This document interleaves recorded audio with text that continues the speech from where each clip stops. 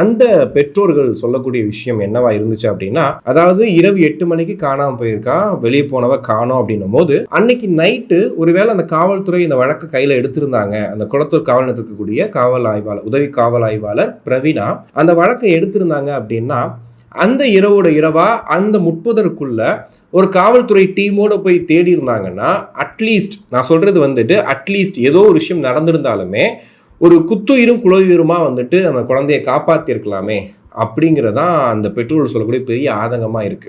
இதை ஏன் அவங்க சொல்றாங்க அப்படின்னா, அந்த குழந்தைய வந்து சடலமா பார்த்து மீட்டு வர்றாங்கல்ல, அப்போ அந்த குழந்தைய அந்த சிறுமியை வந்து அவங்க இப்படி தொட்டு தூக்கும்போது அந்த சடலம் வந்து ரொம்ப குளிர்ச்சியா இருந்திருக்கு. அதாவது பார்த்தீங்கன்னா, இறந்துட்டு கொஞ்ச நேரத்துக்கு அப்புறம் வந்து ஒரு குளிர்ச்சி தன்மை இருக்கும். அதாவது கிட்டத்தட்ட அவங்க இறந்து அந்த டைம் அப்படி இருக்க மாரி இருக்கும். அப்போ ரொம்ப முன்னாடி தான் அந்த குழந்தை இறந்து போயிருக்கா.